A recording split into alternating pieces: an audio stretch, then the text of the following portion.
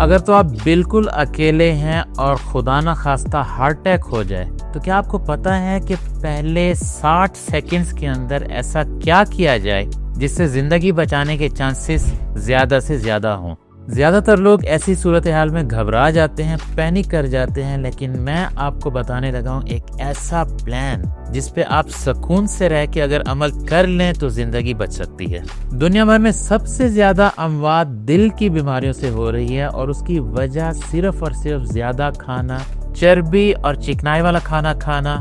موٹاپا،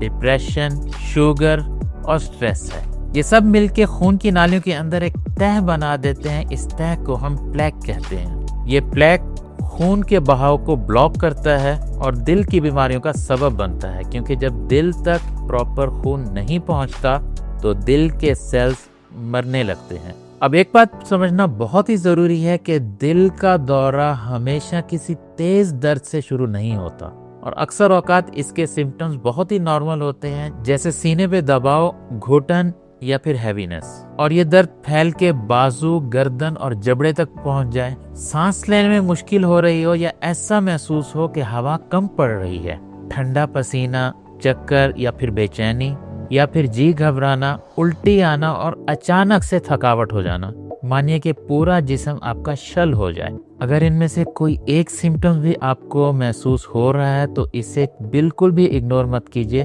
کیونکہ یہ آپ کے دل کا آپ کو مدد کے لیے پکارنے کا طریقہ ہو سکتا ہے۔ اب اگر آپ اکیلے ہیں اور ہارٹ اٹیک ہو جائے تو سب سے پہلے آپ ایمرجنسی نمبر پہ کال کیجیے۔ پاکستان میں یہ نمبر 1122 ہے، ناروے میں 113 ہے اور اکثر ملکوں میں 911 ہے۔ اور یاد رکھیے کہ ایمرجنسی سروسز کو کال کرتے وقت کبھی بھی کسی صورت میں فون مت کاٹیے، کیونکہ وہاں پہ بیٹھے ہوئے ڈاکٹر آپ کو ہر سیکنڈ گائیڈ کریں گے۔ اور اس وقت اگر آپ گاڑی چلا رہے ہو تو گاڑی سائڈ پہ کھڑی کر کے دروازے ان لاک کر دیں، کیونکہ اگر آپ چلتی گاڑی میں یا لاک گاڑی میں بے ہوش ہو گئے تو آپ کو بچانا بہت مشکل ہو جائے گا۔ ایمرجنسی نمبر پہ وہ اکثر آپ کو ایسپرین کی گولی اگر آپ کی جیب میں موجود ہے چبا کر نگلنے کو کہتے ہیں، کیونکہ ایسا کرنے سے آپ کے خون میں کلاٹ بننے کو روکا جا سکتا ہے، جس سے آپ کی بند نالیاں کچھ حد تک کھل جاتی ہیں۔ لیکن ایسا صرف تبھی ممکن ہے جب ہارٹ اٹیک کے آدھے گھنٹے کے اندر ایسپرین چبا کے نگلی جائے،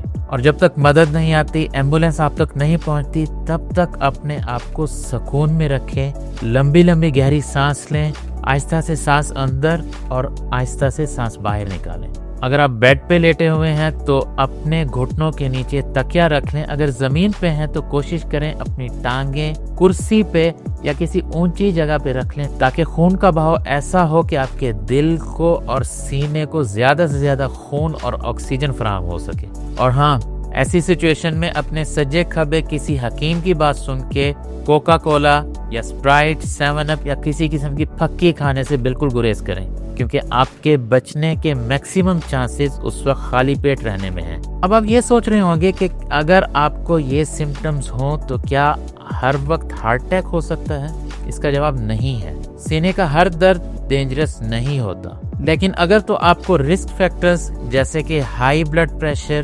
شوگر یا پھر موٹاپا ہے